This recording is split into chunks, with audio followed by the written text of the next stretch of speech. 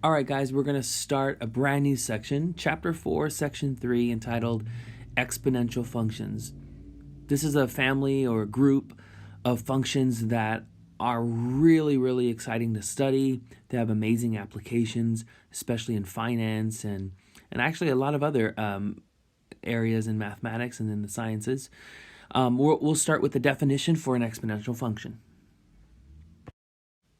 All right, guys, I have written here the definition for an exponential function in the variable x with base b is a function of the form f of x is equal to b to the power of x, where the base b is a real number strictly greater than 0 and not equal to 1, and the variable x is any real number. A few things I want to talk about to get us started. First of all, x is any real number. That right there tells you that the domain is all real numbers. And then the second thing is these restrictions on your base b. Notice that b has to be a real number that is greater than 0, so some positive number, and it must not equal 1. I want to show you what might happen if those restrictions are not followed. Like, what would happen, or what would be the problem if the base were like a negative number? And let me show you what could happen. Okay, guys, I have something for you to consider. So what if we had f of x is equal to -4 as the base raised to the power x? Well, remember that x could be anything. So imagine if we let x be, let's say, 1/2. Then that would give us the following. F of 1/2 would be -4 raised to the 1/2.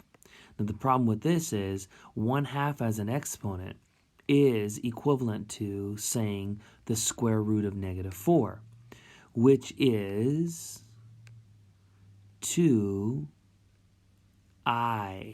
Look at that. 2i, imaginary solutions.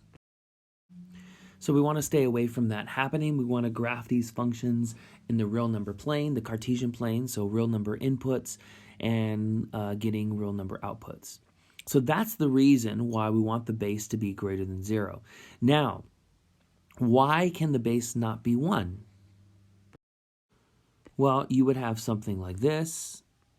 F of x were equal to 1, right? Your base were 1, raised to the power of x. Now, what's the problem with this? Well, the problem here is that, here, I'll have you consider a few things. For example, what is f of 2? Well, that would be 1 squared, which is 1. What is f of 3? Well, that would be 1 cubed, which again is 1. So what I hope you see, I mean, I could keep on going here, and actually I will. What is f of 0? That would be 1 to the 0th power. Anything raised to the 0th power is 1, as long as your base is not 0. So you can see that no matter what I let x be, because my base is 1, I'm always going to get an output of 1. 1 raised to the -2nd power. Remember that, just a little review on exponents. This means 1 over 1 squared, which again still is just 1 over 1, which is 1. So I hope you see, after looking at just these 4 examples here, f of 2, f of 3, f of 0, f of -2, that no matter what you plug in for x, if the base is 1, the output is going to be 1. Now, what's the big idea there? Like, what I still don't see what the problem is. Well, let me show you a picture really quickly. All right, and this is just a quick little sketch. All right, so what does a graph of this function look like if the output is always 1? Well, it looks like this. X can be any real number, but the output is always 1. It's a horizontal line. Now, what's wrong with getting a horizontal line? This function is not, we talked about this in an earlier lesson, this function is not 1 to 1. And if a function is not to 1, if the function is not one-to-one, then a function does not have an inverse function. All right, and we want to talk about inverse functions in this chapter. We're studying functions that are one-to-one so that we can talk about their inverse function, and this function would not be one-to-one. It would fail the horizontal line test. So that is what happens if you let the base be 1. So in conclusion, keep your base positive and don't let your base be 1. Very good. All right, everybody, let's graph a basic exponential function. Let's call it f of x is equal to 2 to the power x.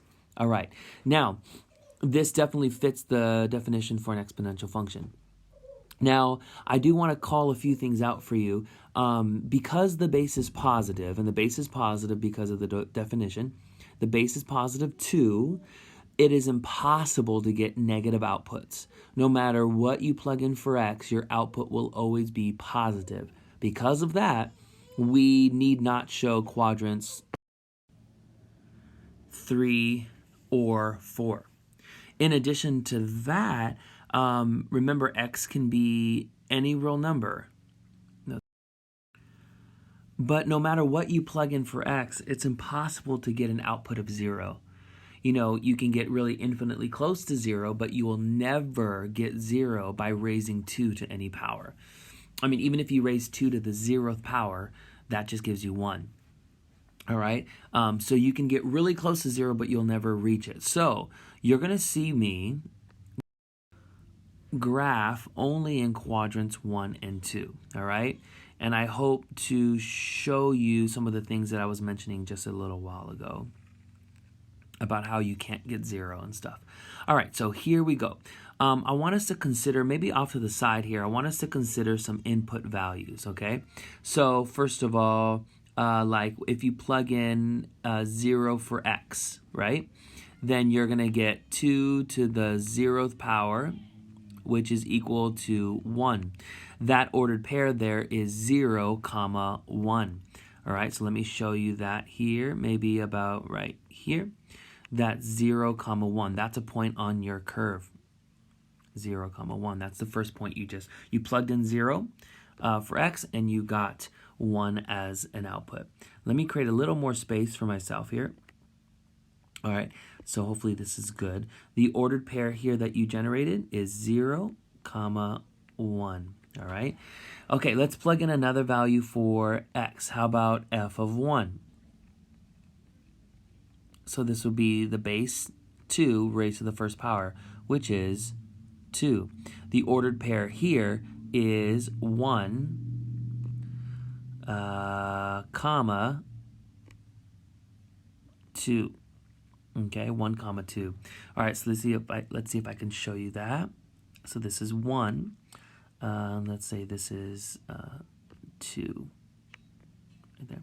All right, so then the ordered pair 1, comma 2 is about right there. All right, let's generate just a couple more points here. I'm not going to do too many. How about negative 1? Negative 1, all right? So f of negative 1 would be 2 to the negative first power. And remember, negative exponents reciprocate your expression, so that becomes 1 over 2. So the ordered pair here would be would be negative 1, comma 1 half. All right, let me see if I can show you that. This would be negative 1, and then 1 half would be right here, pointing at it right there. Positive 1 half would be there. So therefore, the ordered pair would be about right here, okay, give or take. Now, I want to do maybe just one more here, just to make a really clear point, hopefully, is if I, first of all, let me just move this up a little bit. If I plug in, let's say, I don't know, let me go for something real dramatic here, maybe like negative 3. What would f of negative 3 be? Well, it would be 2 raised to the negative third power, which means 1 over 2 cubed, which is just 1 over 8. So even if I let my x values decrease in value, I'm just getting a number. My output is still positive, but it's positive 1/8, which is really close to 0. So no matter how small your x value is, your output gets infinitely small, but it gets infinitely really close to 0, really is what I should say. So because of that, the graph is never hitting the x-axis. Because if it did hit the x-axis, then your y value would be 0. If you touch the x-axis, the y value is 0, and we're just saying that the y value can never be 0. The function value or the output is never 0. So when you see me draw this curve here, you'll see me getting infinitely close to the x-axis, but I'm not allowed to touch it. All right, not allowed to touch it. All right, folks, this is the basic function f of x equal to 2 to the power x. This curve here, I want you to pay close attention to the curve because all exponential functions have this shape. All of them have this curve. All right. Now the curve can be moved around in the plane. They can be, remember transformations, they can be shifted to the left, to the right, moved up or down, reflected across the x-axis. And all of those transformations that we've studied. But at the end of the day, the shape of the curve will be similar to this.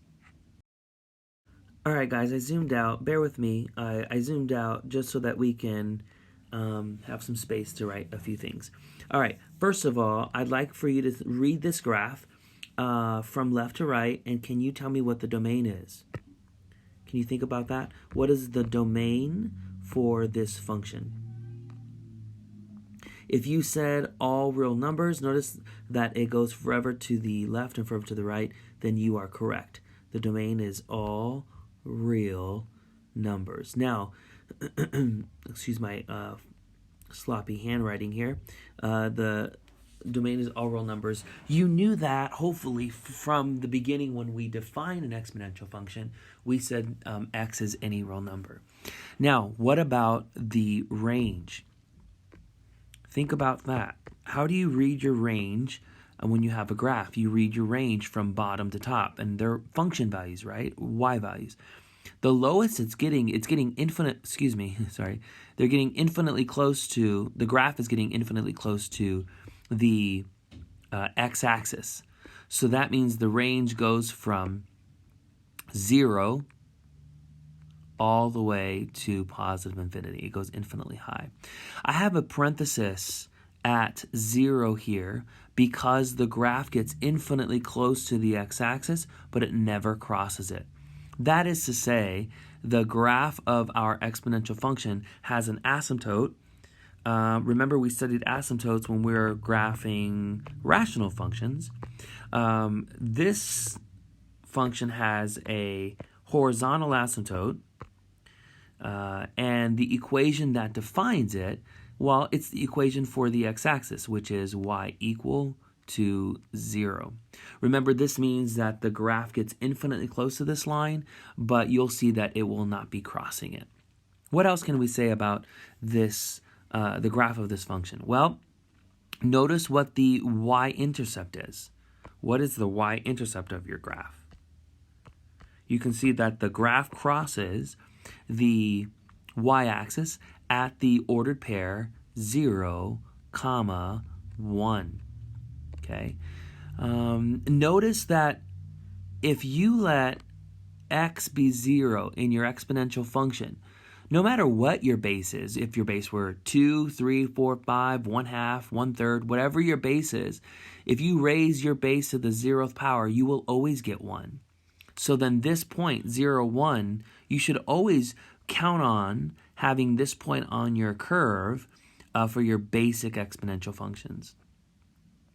Okay, another thing to consider, what are your x-intercepts? When does the graph hit the x-axis? Well, for your basic functions, you don't have any. There aren't any x-intercepts here. All right, very good. Now, what else can we say? Is this function a one-to-one function? Yes or no? Does it pass the horizontal line test? And you should conclude that it is a one-to-one function. Absolutely. Because it's one-to-one, its inverse exists. All right? All right, I wrote that it's one-to-one, which implies, this arrow here means implies, that f inverse exists. All right, you'll see in a few videos from now that the inverse of an exponential function is a logarithmic function. That's where we're heading. All right, we also want to say that this function is a continuous function. For us in this class, when we say that the function is continuous across its whole domain, for us at this point, it just means that you can get the graph of the entire curve, right? The graph of the entire curve without having to lift up your pencil at all. There are no holes in the graph, which are points of discontinuity. There are no breaks in the graph or anything like that. So then we say that this function is continuous across its entire domain. Okay, possibly the last thing that I want to share with you is that you get what I call a free point, okay? A free point. Somewhat free, all right? Notice that when you let x be 1, you have the base, which is 2, raised to the first power. Any base raised to the first power, you're going to get your base right back. What I mean is right here, guys, when you let x be 1, you got 2. You let x be 1 and you got the base. 1 comma the base. 1 comma the base. I'm trying to convince you that if, like for example, if the base were 3, then when you let x be 1, you're going to get 1 comma 3, or 1 comma 4, or 1 comma 5, or 1 comma whatever your base is. So I like to tell my students that your free point is 1 comma your base, whatever your base is. 1 comma your base. If you let x be 1, you're going to get the base right back, which is this point right here on the curve. All right? So I tell my students you can always count on these points here, 0, 1, and 1 comma base, whenever you have a basic exponential function. When I say basic exponential function, I mean no transformations being applied on it at all. No translations or reflections or anything. All right, that's our most basic, one of our most basic exponential functions. All right, everybody. I now want to pose a question to you. You can see here, all of this is what we did earlier.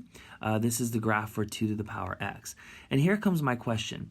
How do you think the graph of this function would change if I gave you the following? F of x is equal to 2 to the power x plus 3. What type of transformation do you think this plus 3 is on the tail end here?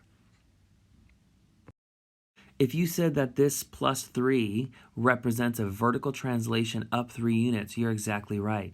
So then that plus 3 will take your curve here and just move it up 3 units. It'll move it up 3 units. So allow me to show this, hopefully very clearly. First of all, what I would like for you to see is that when you say that the graph will move up 3 units, I'm talking about this graph here, the most basic graph, 2 to the power x. This entire graph here is going to move up 3 units, including the horizontal asymptote. The horizontal asymptote is y equal to 0. So when you move it up 3 units, 1, 2, and 3, it's no longer y equal to 0, but y equal to 3. So it looks something like this.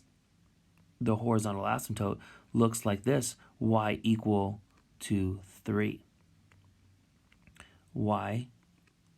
Let me write it this way, using blue here. Y equal to positive 3. All right, so the graph is going to get infinitely close to that line now. Now, furthermore, when you say up 3 units, this point here is 0, 1. When you move that point up 3 units, 1, 2, and 3, it's no longer 0, 1, but 0, 4.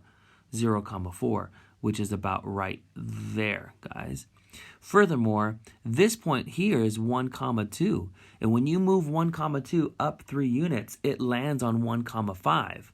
When you move it up 3 units, 1, 5, which is, this is 1, And then so 1 comma 5 is going to be about right there. So then this curve looks like this, getting infinitely close to the line y equal to 3. The main thing I do want you to take home with you, or really get out of this, is the shape is the same. The shape is the same. The main difference is that the curve just moved up. Notice this. This is where I really, really want to zero in on, and that is the horizontal asymptote, right? I'll abbreviate it with H dot A. Horizontal asymptote. You can see, hopefully, the horizontal asymptote is y equal to 3. Watch this, folks. This is what I really want you to take home. It's y equal to that number right there. That's your new horizontal asymptote. Okay, cool. So this is our one of our most basic exponential functions. Once again, 2 to the power x. We already did this work. Now, I want to know from you, what do you think would happen if I ask you to consider the graph of, let's call it g of x is equal to, let's see, what if I said 2 to the power x minus 1? That x looks a little funky right there, but that is an x right there, just a little sloppy. All right, cool. Well, what do you think this minus 1 is going to do to the graph of your basic function 2 to the power x? If you're thinking that it's going to move your graph down 1 unit, then you are correct. So you're going to see me now graph this function once more, but this time I'm only going to move it down 1 unit, all right? Down 1 unit. All right, okay, let me scale this out a little bit for us. I'm going to say this is 1. I'm going to say this is positive 1 here. Say this is negative 1. All right, cool. The first thing I would probably advise you to move is this horizontal asymptote. Remember once again that the horizontal asymptote for the basic function 2 to the power x is y equal to 0. But this whole graph, including this horizontal asymptote, is moving down 1 unit. So then the horizontal asymptote is now at y equal to negative 1. Y equal to negative 1. See if I can write that next to this. Y equal to negative 1 is the horizontal asymptote. Okay? Again, please notice y equal to negative 1 is basically y equal to this number right here. All right, everybody? Now, as far as the curve is concerned, the curve will be basically identical to this curve here for the basic function, except it's moved down 1 whole unit. So instead of 0, 1, it becomes 0, 0, right? Because you moved this point right here just down 1 whole unit. And then 1, 2 moves down to 1, 1. This should feel comfortable for you because of our work in earlier lessons on function transformations. So the shape is going to be the same. The shape is going to be the same. That exponential curve there. So you can see that whatever this constant term is on the end here is basically really telling as far as your horizontal asymptote is concerned. All right, continuing our discussion, 4.3 exponential functions, here comes example 1. Determine the equation that defines the horizontal asymptote for the following function. All right, the first one I'm going to have you consider is f of x is equal to 5 to the power x. This is definitely an exponential function. Notice the base is positive 5. And if you compare this to the function that we just finished graphing, which was 2 to the power x, you'll notice that this graph, and if you allow me to quickly sketch what the graph would look like, the graph will get infinitely close to the x-axis. Because the base is 5, positive 5, it'll be impossible to get 0 as an output, which just means the horizontal asymptote is right along the x-axis, which is what they want you to find. And you know that if you let x be 0, then the function would be f of 0, which is 5 to the 0th power, which is 1, right? So then 0, 1 is the y-intercept. Very similar to the graph we just finished graphing, the function we just finished graphing earlier. Let me continue this a little bit further here. Bear with me. Let's say this is 5. And so if you let x be 1, you'll have 5 to the first power, which is just 5. So then 1 comma 5 is also on the curve. So then the curve, I know they didn't ask us to graph it, but some of you may be more of a visual learner. So this would be the graph of this function going through the points 0, 1, and 1 comma 5. So all they really wanted you to say is, what is the equation that defines the horizontal asymptote? The horizontal asymptote is the x-axis. We know that, again, because there is no vertical translation here. I mean, if you look right here, there is no constant term, which just means it's 0. So then the equation that defines the horizontal asymptote is just y equal to 0. That is to say the x-axis. So this is all they really wanted you to find. All they wanted you to find is the equation that defines the horizontal asymptote. Okay, so really, I know it's not written here, but there's a implied 0 here, right, at the end, which is the equation for the horizontal asymptote. Let me give you another function to consider. And the instructions will be the same. Determine the equation that defines the horizontal asymptote, but now for this function here. Okay, so let me give you a different function. And let's say the function is g of x is equal to, and I have for you, wow, look at this, -3 times 2 to the power x minus 1 plus 4.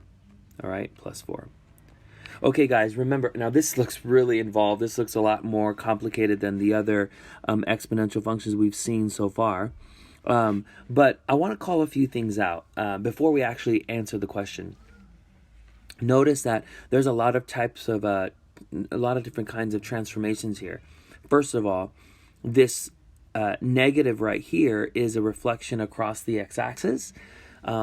Please recall our conversations when we're studying transformations earlier in this course. This is a reflection across the x-axis. This 3 is a vertical stretch here. This -1 is a horizontal translation, 1 unit to the right. And then this plus 4 is 4 units upward. Okay, 4 units upward. Okay, so then we can see that the horizontal asymptote will just be y equal to 4. Y equal to 4. Y equal to 4. Y equals 4. So what I would like to highlight is that the only type of transformation that will change your horizontal asymptote is a vertical translation up or down. The vertical stretch, the reflection, the horizontal translation, none of those transformations change the equation for your horizontal asymptote. The only type of transformation that will change your horizontal asymptote is a vertical translation. I think that's worth writing down. All right, cool. I think you should add this statement here to your notes. The only transformation that will change the horizontal asymptote is a vertical translation, that is shifting the graph either up or down. So if they're asking you to find the horizontal asymptote, basically just look at the tail end. Y equal to the constant, all right? Again, if there's no constant on the back end like the previous example, then it's just y equal to 0. All right, let's look at a new example.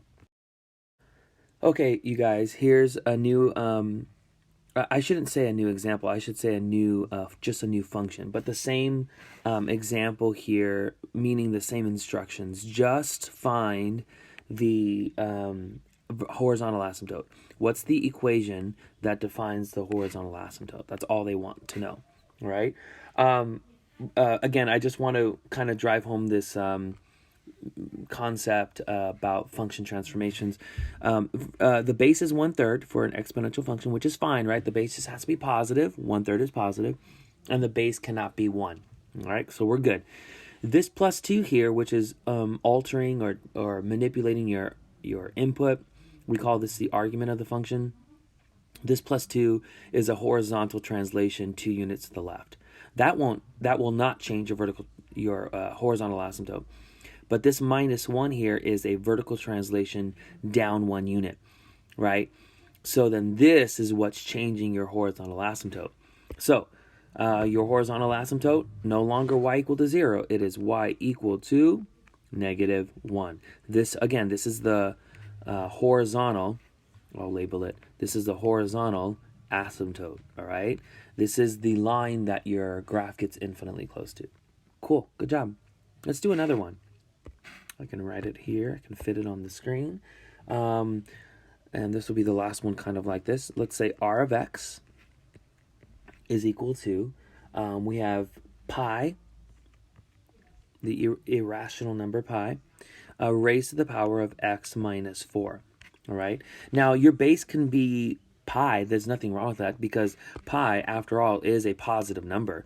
The most common approximation for pi is 3.14. That is a positive number, obviously not equal to 1, so we're good. So this is pi raised to the power of x minus 4. Now, there is no vertical translation because it would be written out here. This minus 4 is a horizontal translation, moving your graph 4 units to the right. That does not change your horizontal asymptote. So because there's no vertical translation here, then your horizontal asymptote is just y equal to 0, the x-axis. All right, the x-axis. This is the same horizontal asymptote that was on your basic exponential function 2 to the power x. All right. All right. Example 2, graph each exponential function. I'm going to give you 4 different functions to graph. All right. Here's the first one. F of x is equal to 5 to the power of x. Okay. Now, you can see that there are no transformations on this function. There's no vertical translation or anything like that. So the graph of this function will look awfully similar. Actually, we graphed it a little while ago. I'm not sure you remember. But the graph of this function would look awfully similar to the very first exponential function we graphed. All right? All right, just allow me to kind of scale my axes a little bit. Okay, because there's no vertical translation, the horizontal asymptote is the x-axis, all right, the x-axis. This is y equal to 0, which defines the x-axis. The curve will get infinitely close to the x-axis. If you let x be 0, then you'd have 5 to the 0th power, which is 1. If you let x be 0, then you have 5 to the 0th power, which is just 1. That is to say, the graph goes right through 0, 1. Now, like we saw earlier, if you let x be 1, then you have 5 to the first power. X is 1. 5 to the first power would just be 5. So then the graph also goes through 1, 5, which is about there. So the graph has to go through these 2 points and then get infinitely close to the x-axis. All right, cool. So that is that function. I'm not sure whether this is super helpful or not, but this is what we did really quickly. We plugged in 0 for x, and then you raise 5 to the 0th power, which is 1. That's what gave us the point 0, 0, 1. And then we also did f of 1, which is 5 to the first power, which is just 5, which is why we said we got the ordered pair 1, 5. But these are the same 2 points that I said you can expect to get for your basic exponential function 0, 1, 1, the base, 0, 1, the y-intercept, 1 comma the base. All right, cool. The domain is all real numbers. It goes forever to the left, forever to the right. The range is from 0, right? It gets infinitely close to y equal to 0, all the way up to positive infinity. It's a continuous function. It does pass the horizontal line test, so it is 1-to-1. Its inverse does exist. All right, cool. Okay, let's look at another function that we want to graph, okay? Another function that we want to graph. So it will be, let's call it g of x is equal to negative 3 times 2 to the power x minus 1 and then plus 4. Okay? All right, now this problem is going to be really, really important. Now, the first thing I think we should identify is that the horizontal asymptote is y equal to 4, right? Y equal to 4. We actually stated that in example 1 earlier. So the horizontal asymptote, let me actually notate this. The horizontal asymptote is y equal to 4. Okay, cool. So let me get the graph going as we speak here. All right, so let me come over here and draw my graph a little bit here. I'm going to update the graph as we go along. All right, so then here is the horizontal asymptote, y equal to positive 4. Now this next part is really important. I want you to pay close attention. I want to plug in just 2 points, okay? I'm only going to ask you for 2 points here. Of course, you can generate as many as you want, but I'm just going to do 2 points. Now, I am going to make this as easy as possible for me. And what I'm going to do is I'm going to choose a number to plug in for x that makes this whole exponent really small. Because after all, if this exponent, x minus 1, gets really big, this is going to be a huge number, 2 raised to that power. So I want to keep this exponent, this expression, really small. And the way I can do that is by plugging in an x value that is really close to 1. So in this case, actually, I'm going to plug in the number 1 because 1 minus 1 would be 0, and 0 is pretty small. So I'm going to plug in the number 1, all right? So let me see if I can show that for you now. I'm going to do g of 1 would give me negative 3 times 2 to the power of 1 minus 1, and then, of course, plus 4, okay? Now, this is going to be negative 3 times 2 to the 0th power plus 4. This is negative 3. Don't forget that 2 to the 0th power is just the number 1 plus 4. So this is negative 3 plus 4. Negative 3 plus 4. So all of this is 1. So the ordered pair that you and I just finished generating is we plugged in the number 1 and then we got 1 out. So I'm going to go to my function and show this point, okay? So I'm going to say this is 1. I'm going to say that is 1. So then the ordered pair, the point is right here. 1, 1. All right? Okay, that doesn't really look like a dot, but a point, but there it is. Okay. All right, so let's plug in one more value for x. Something to plug in for x that'll make this really small. All right? I'm going to plug in the number 2. After all, 2 minus 1 is just 1. And then this whole exponent will be small. All right? So let's see if I can do that now for you, maybe in this space here. Let me choose a different color just to kind of separate one from the other. All right? All right, g of, we're going to plug in 2. Again, you can plug in whatever you want, but I want to plug in something that's going to keep this expression relatively small in value. All right, here we go. 2 to the power 2, I'm plugging in 2 for x, minus 1, and of course we have plus 4 on the back end. All right, here we go. So then this is negative 3 times 2 to the power 1, and then plus 4. We all know that 2 to the first power is just 2, and then plus 4. Be careful with your order of operations. This is -6. -3 times 2 is -6 plus 4. And so then this is -2. So then the ordered pair, I'm going to write it over here, okay? The ordered pair is 2, comma, -2. All right, very good. All right, so what I'm going to do is, well, first, let me extend my axes just a little bit so I can capture 2, -2. Forgive me if this is a little sloppy.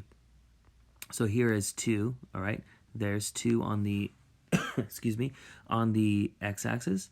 And again, excuse me for being a little sloppy and writing over myself here. So then this is -2 right there, okay? And so the point on my curve, 2, -2, is about right there. All right, guys? Okay, so just connect the dots, guys, and remember to get infinitely close to your horizontal asymptote, and this has to go down that way. All right? So there's your curve. I know I'm writing on top of myself, so again, I apologize. But there's our the graph of our function. Now, the part that I really want you to focus on is my strategy. My strategy was to keep this exponent small. And so what I did was I chose numbers that are really close to 1. So I plugged in 1. 1 minus 1 was 0, and 0 is a small number. And then I plugged in 2. 2 minus 1 is 1, and 1 is a small number, right? So the idea is like, let's plug in smart, clever values for your variable to keep this expression up here really small.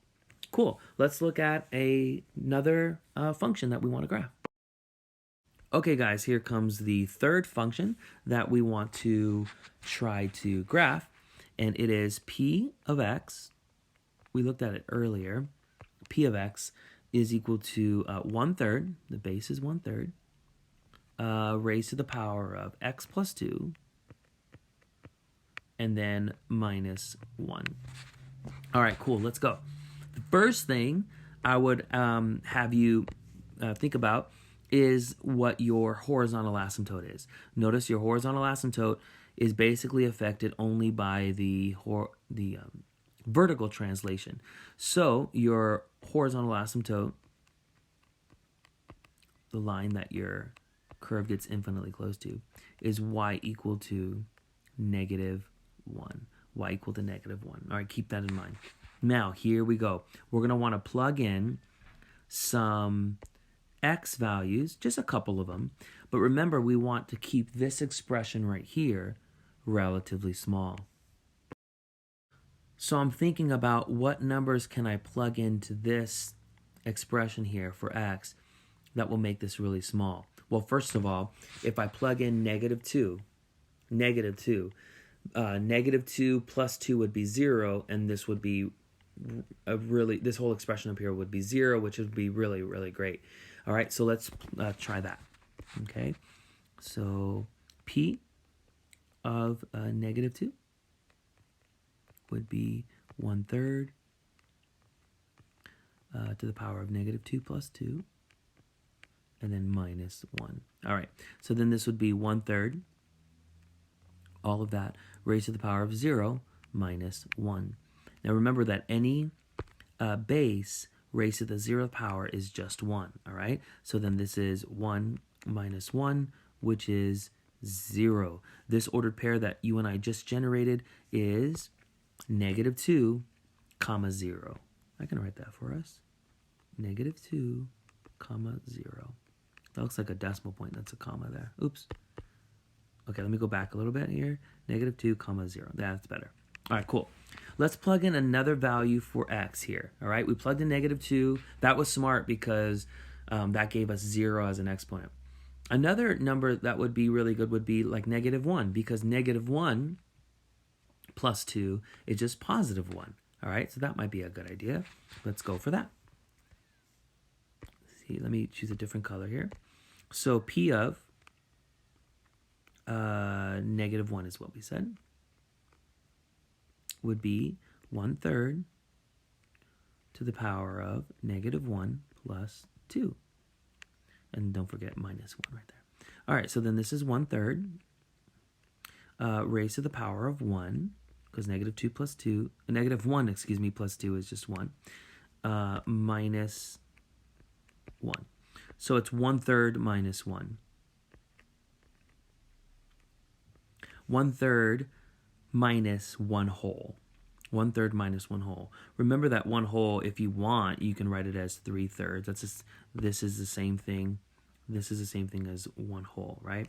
At the end of the day, 1/3 minus 1 whole is negative 2/3. Negative 2/3. So this ordered pair that we just generated is negative 1, comma, negative 2/3. Okay, I believe that with our horizontal asymptote and our two ordered pairs, here, let me kind of circle these ordered pairs that you and I will graph right now, that you and I will plot. I think with our two ordered pairs and our horizontal asymptote, I think you and I can do a good job at graphing this function. Let's go for it. All right, so here we go. Let me draw my axes here. Something like this would be probably pretty good. All right, there. All right, so y equal to negative 1. Let's make this negative 1 right here, okay? We have our horizontal asymptote at y equal to negative 1. Going right through y equal to negative 1. There's our horizontal asymptote. Let's scale our axes a little bit here. So we have, let's say, negative 1 and then negative 2. Okay, let's say this is negative 2 and this is negative 1. So one point that we have on our curve is negative 2, 0. Negative 2, 0 is right there. And then the other point is negative 1, negative 2/3. Now, if this is negative 1 on the y-axis, negative 2/3 is really close to negative 1. Negative 2/3 is about right there. Okay, everybody, here, I'll make that mark for us. Negative 2/3 on the y-axis is about right there. I'm kind of eyeballing that a little bit. So then your ordered pair, negative 1, negative 2/3, is about right there. Okay, so now you got to connect these 2 points, and in addition to that, you have to get infinitely close to your horizontal asymptote. All right, so then this graph, I'm being super careful here, this graph will look something like this. Like that. There's the graph of your function. All right? Cool. Good job, guys. I hope you're doing well on graphing these exponential functions. I have one more function for us to graph. Let's do it now.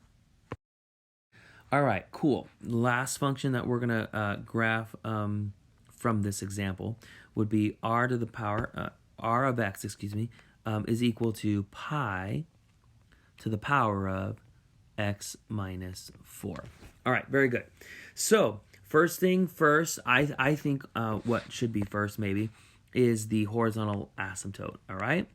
Now, you can see there is no vertical translation here at all, right? If there were a vertical translation, it'd be written here as the constant term.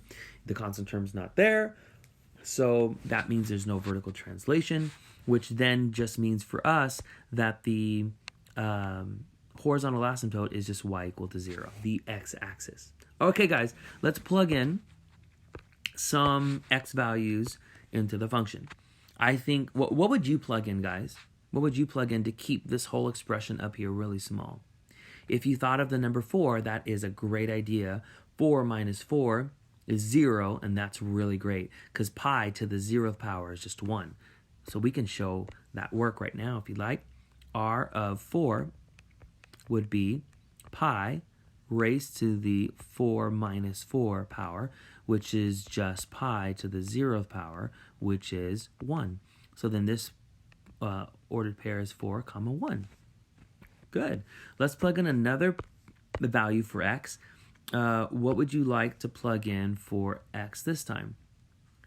I'm going to choose 5, because if I plug in 5, 5 minus 4 would be positive 1. That's pretty small, so let's do that.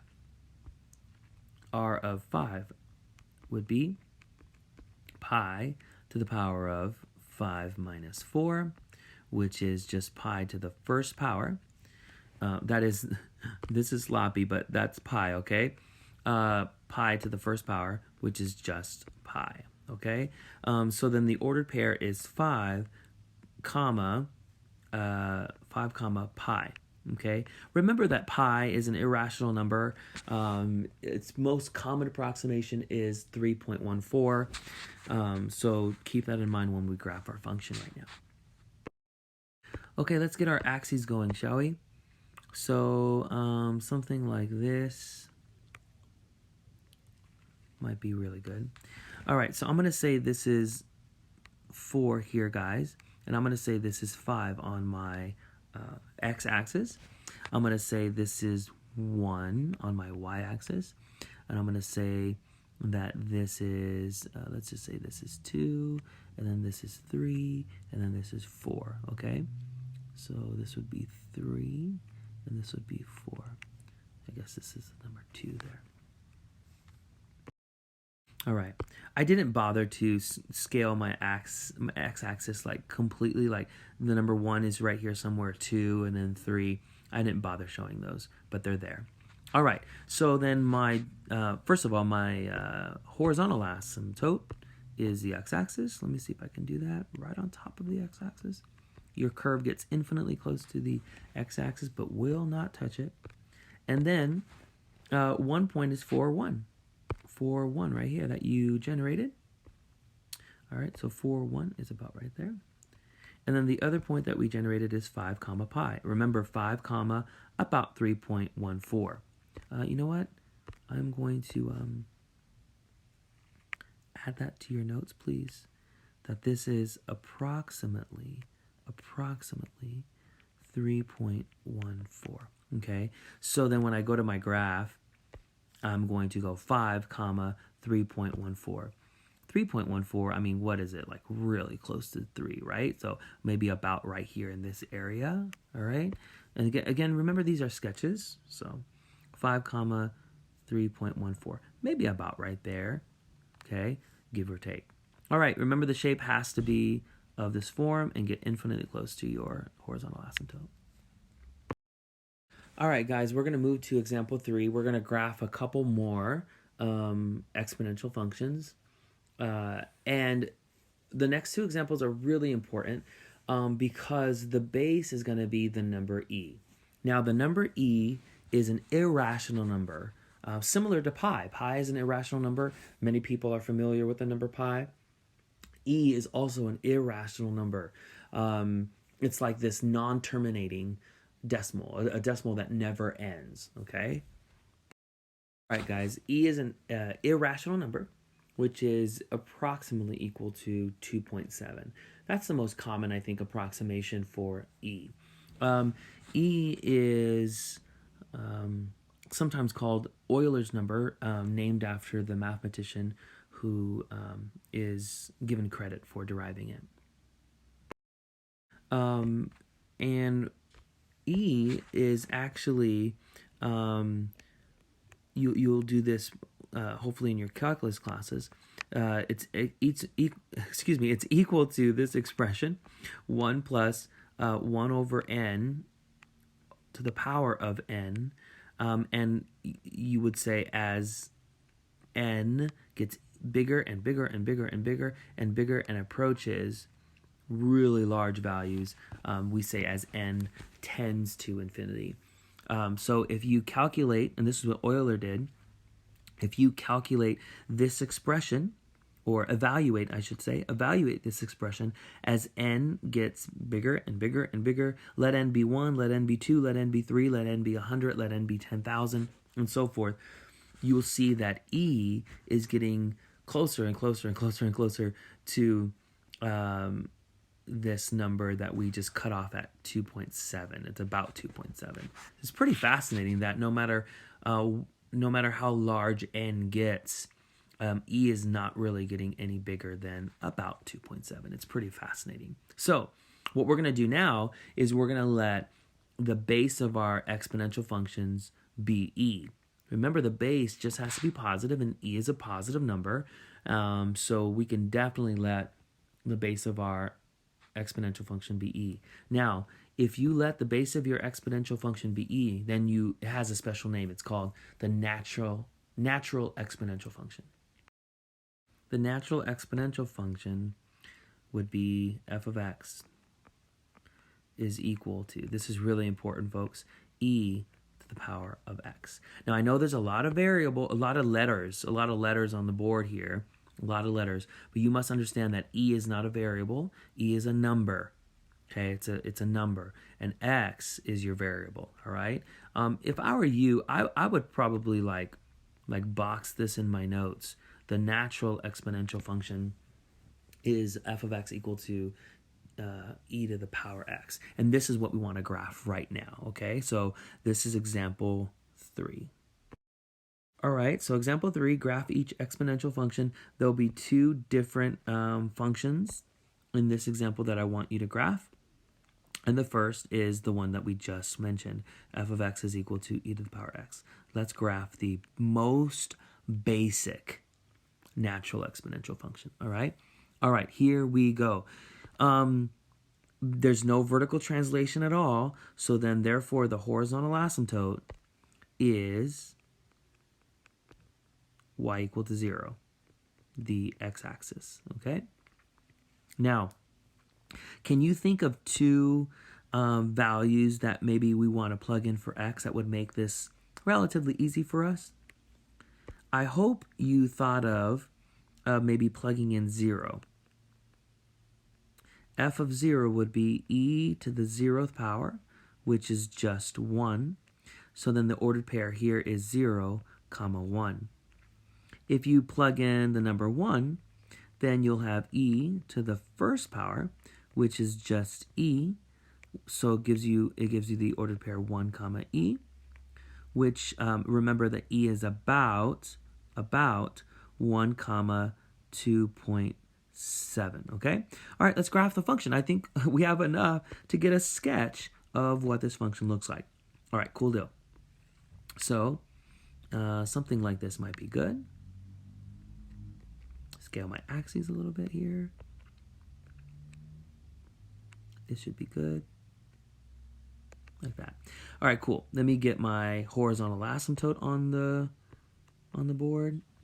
Y equal to 0. All right, cool deal. Let us plot our points. 0, 1 is the y-intercept, and then 1, 2.7. So about right here, folks. 1, 2.7. And so this graph looks just like all of our other exponential functions. It behaves the same kind of way, all right? So this is the graph of our most basic natural exponential function. Let's do one more. Okay, let's do one more. All right, the next function that we want to graph is g of x is equal to -2 times e to the power of x plus 3, and then plus 5. That's number 5 right there. A little sloppy. Plus 5. I'm not sure that's any better. All right, so I hope you're thinking about the horizontal asymptote first, all right? The horizontal asymptote, remember that it's only a vertical translation that will change your horizontal asymptote. I've been trying to coach you to look at the constant term. So then this is y equal to 5, all right? There's a horizontal asymptote. Now, let's generate a couple points. I think what would be smart to plug in for x, what do you guys think? In order to make this expression up here small. I hope you're thinking -3. -3 plus 3 is 0. That would be, I think, a good idea. So g of -3. -2 times e raised to the power of -3 plus 3. And then, of course, don't forget plus 5. All right, so then this is -2.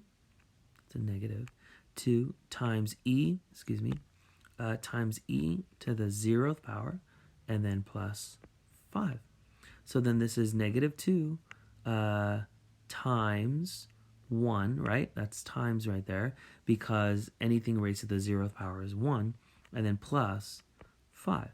So then this is -2 plus 5, which is just 3. So the ordered pair here is -3, comma 3. That's a comma 3. All right, cool. Let's do this one more time for another point. Let me just kind of section this off if you don't mind. What do you want to plug in now for x? I think if we plug in, what do you guys think? I think if we plug in -2 would be a good idea, because -2 plus 3 is just 1. So that would be a good idea. Let's plug in -2. So g of, g of -2, which is going to be equal to -2 times e to the power of -2. Let me see if I can scoot this over a little bit that way. Give me a little more room there. -2 plus 3. And then don't forget we have a plus 5 there. All right? This is going to be equal to -2 times e raised to the power of 1, and then plus 5. So then this is going to be -2 times e, right? Times e. I could just write e like that, plus 5. All right, cool. This next part you may want to do in a calculator. -2 times e. Now, when you pull up your scientific calculator, you want to make sure that you are using the button E. All right. So I'm actually pulling up my calculator as I am speaking here. So your scientific calculator will have the E button, right? It'll give you a long number, right? 2.718281828. This is the decimal approximation for E. Make sure you multiply E by -2, all right? So then this here, right here, I want to make sure that you use your calculator to plug that in, all right? So when you do all of this, and then you add 5, of course. Now let me actually go back a little bit. Yeah, there we go. So when I'm using my calculator to plug these two, to calculate this, -2 times e. So I plug that into my calculator, and then I'm going to add 5, right? So add 5, and I'm getting approximately equal to, actually, we should say approximately, because once you use your calculator to calculate e, it's going to use an approximation. So this is no longer exactly equal to, but approximately equal to. And I'm going to round, okay, guys? So it's about -0.437. Okay, that's what it's approximately equal to. All right, so if you don't mind, I'm just going to write the ordered pair like this, okay? -2. I'm going to round even more, okay? So -0.4. All right, guys? Again, that's an approximation. All right, cool. Let's graph our function using these 3 pieces of information. The horizontal asymptote, -3, +3, and then -2, approximately -0.4. All right, I'm going to move the screen up, and I'm going to show all 3 of these things. Okay, I'm going to move the screen up, show y equal to 5, and the points -3, 3, -2, -0.4. Okay, guys, I have my axes scaled out a little bit here. So we have our horizontal asymptote, y equal to 5. I always like to graph that first, or to plot that first. So the graph of our exponential function will get infinitely close to that horizontal asymptote. Do you remember our 2 points? -3, +3? About right there, okay? And then -2, -0.4, all right? Actually, let me scale out the negative portion of my y-axis just a little bit. So I'm going to say then this is -1, okay? So that I can say that -0.4 is about right, almost right in the middle here, right? It's almost -1/2, okay? So keep that in mind. Okay, cool. So then the point -2, -0.4 is about right here, give or take, all right? So then the curve will go through these 2 points like that, and then get infinitely close to that horizontal asymptote. Keep in mind over here, this curve curves around to the left, right? Forever to the left, and it will never cross this horizontal boundary line, right? This horizontal asymptote, okay? So there's our function, graphed. Not the prettiest picture, but there's a sketch. All right, the last part of this section, exponential functions, will be us looking at finance and looking at interest. There is an amazing application for exponential functions, and one of those amazing applications is for calculating interest, how much interest has accrued for maybe taking out a loan or investing an amount of money. And so we're going to be looking at 3 different formulas, okay? Let me give them to you now. The first formula will be for simple interest only, for simple interest. And the formula is I is equal to PRT. Not sure if you've dealt with this formula before. Let me talk about it now. First of all, this is for simple interest. Okay, so here's your formula. I equal to PRT for simple interest. I stands for the amount of interest or simple interest. P stands for principal. R is your rate, usually given as a percent. And T is time, most of the time in years.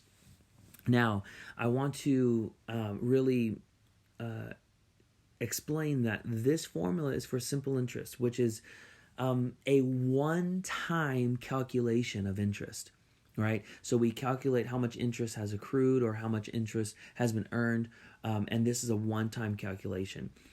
However, this is not the most frequent or the most used kind of interest in finance.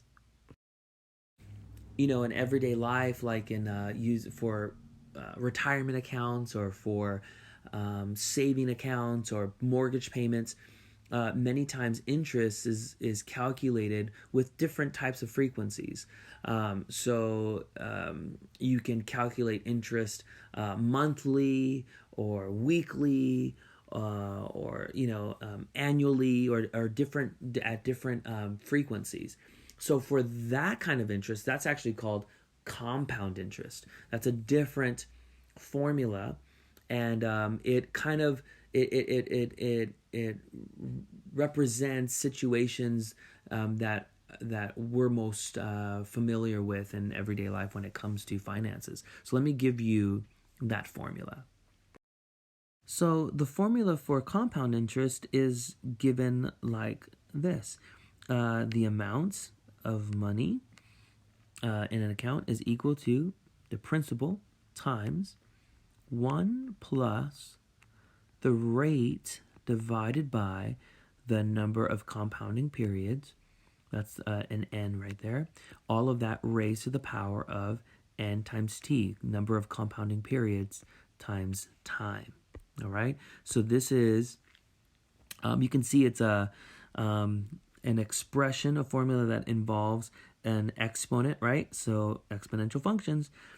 So you want to make sure that you highlight this and remember that this is only for compound interest, all right? Compound interest only, all right? So let's look at a couple examples here using this formula. All right, we'll look at an example right now, but first I wanted to make sure you had this in your notes, what A, P, R, N, and T all stand for. A stands for the amount in the account, the ending balance or account balance. P stands for principal. R stands for rate, usually as a percent. N is number of compounding periods, and T is for time, usually in years. All right, let's look at this first situation. All right, guys, here's our first situation we want to look at. $5,000, right? Calculate the ending balance for an account. When you started out with $5,000, right? That's your principal. $5,000 at 3%. There's your rate. Compounded monthly, so there's your n value for 4 years. Okay, so I would like to kind of label some stuff here. So $5,000, this is your p value. At 3%, there's your rate. Compounded monthly right here, this is your n value. Now, when you think of monthly, think of 12 months in a year, so n is 12 for 4 years. So this is your t value, okay? Now, furthermore, when it comes to your rate, you want to be careful. Your rate is written as a percent, but when we use it in the formula written above here, we want to write it as a decimal. So 3% as a decimal is, well, that's really sloppy, sorry.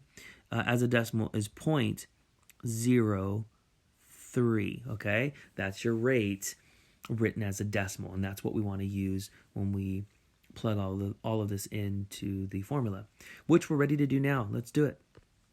So the account balance, or the ending balance here, will be A is equal to the principal, which is $5,000,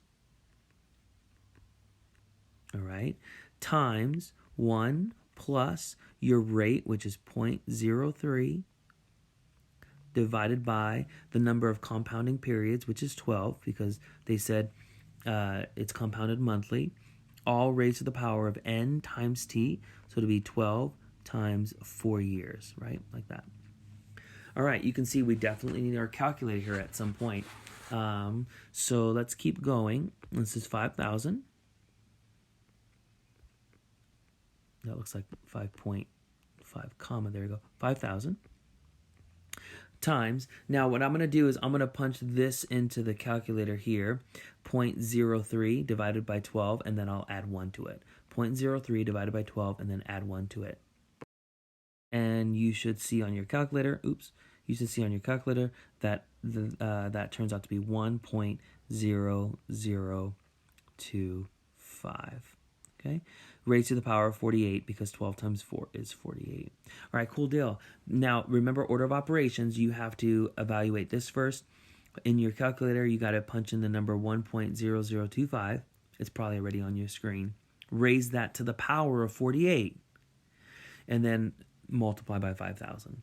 One more time, 1.0025, raise that number to the power of 48, and then multiply that by 5,000. All right, punching all that into the calculator, I'm getting that the ending balance is $5,636.64. Remember, we're talking about money, and so you want to round to the nearest hundredth, right? The nearest cent.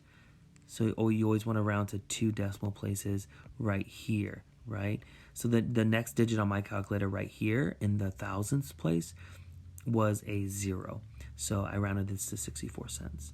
All right? That's how much is in the account at the end of 4 years when you're compounding monthly at 3%. All right, cool deal, everybody. Now let's look at a different situation, okay? A different situation.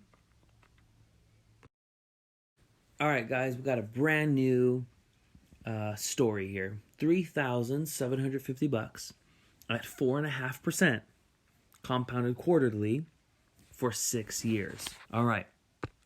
Again, I'm going to label some stuff. This is your p value, right? Your principal, your starting amount, if you will. This is your rate, 4.5%. Now, when you change a percent to a decimal, you're basically dropping the percent symbol and moving the decimal twice to the left.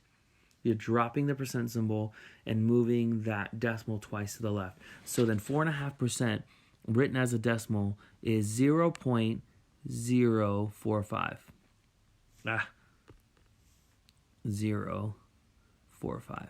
That's 4.5% written as a decimal. That's really important that that number is correct.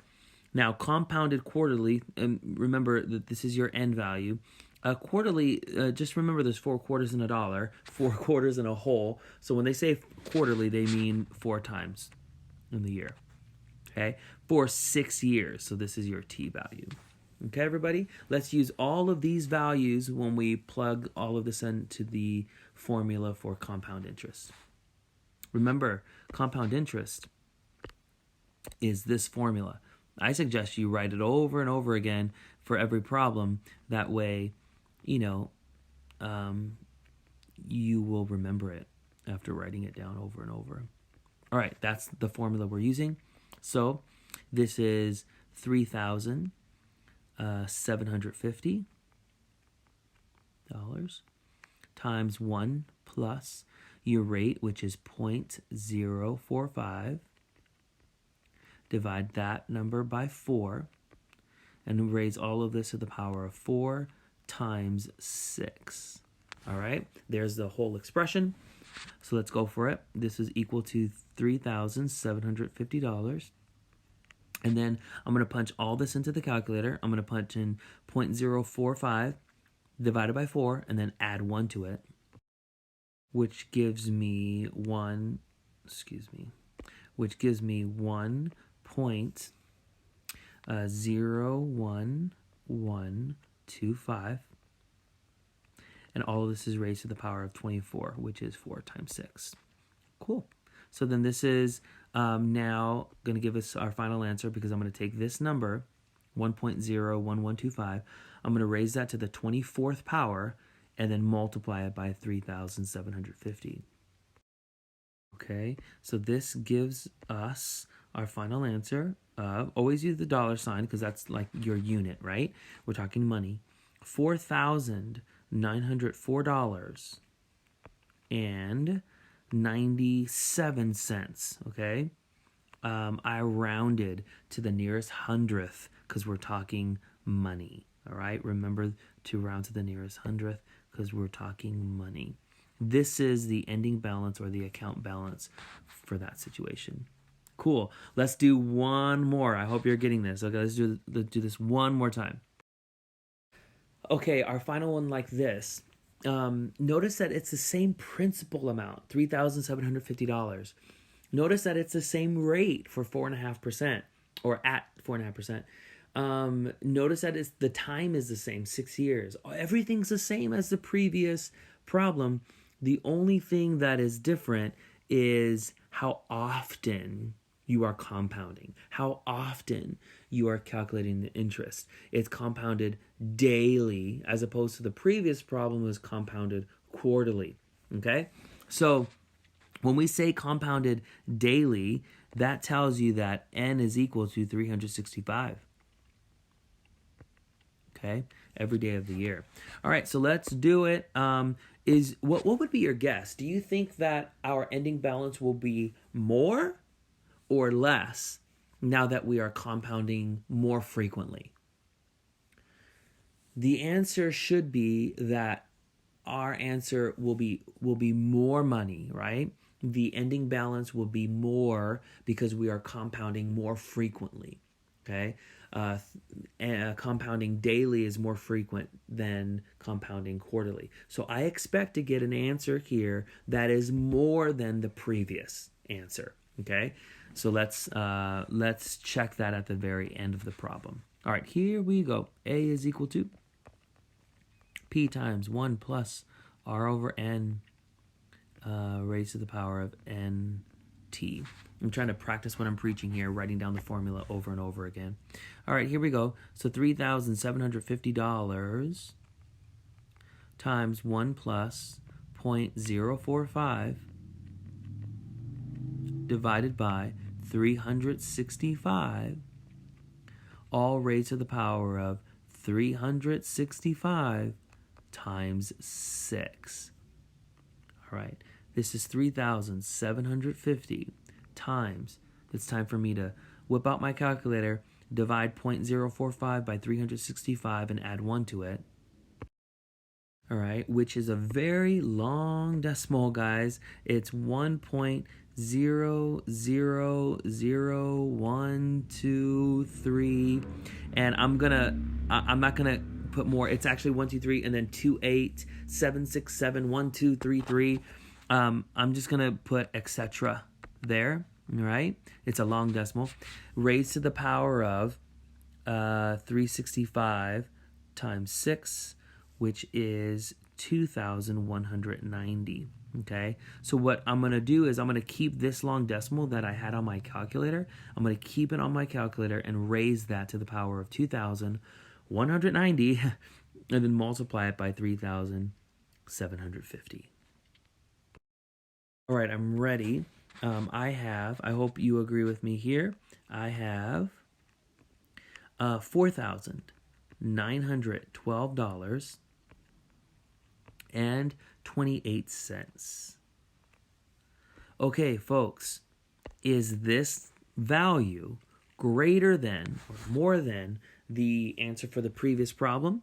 You know what? I can even scroll down here and show you the answer to the previous problem was there, $4,904, right?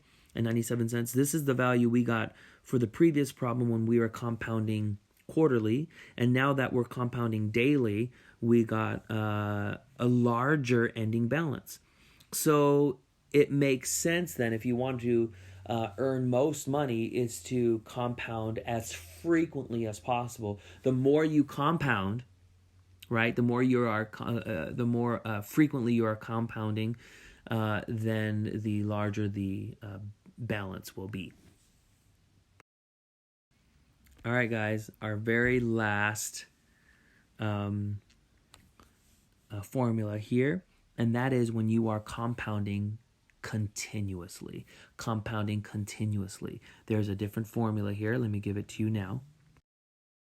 Okay, so this is for compounding continuously, and the formula is A is equal to P times E to the power of RT. All right, everybody? So here, remember that as usual, A is your account balance, P is your principal. We know what E is. E is a number, about 2.7, and R is your rate, and T is for time, okay? All right, so here we go. Here's our final example. Okay, guys, calculate the ending balance. This is example 5, the very last example. And we have $5,000 being compounded continuously at 3% for 4 years. All right, everybody, as usual, this is your P value. 3% is your rate, compounded continuously, which tells us to use this formula here. And then T is 4. All right, so let's do it. Now, I don't know if you recall, but the terms here are exactly the same. I actually invite you to look at example 4, the very first situation we looked at for example 4. The situation is exactly the same. $5,000 is still the same. The rate is the same. 4 years is the same. The only difference is in the first example or situation for example 4, we were compounding monthly. And now we're compounding continuously. I'm expecting to get a larger account balance this time around because we're compounding continuously as opposed to compounding monthly. All right, here we go.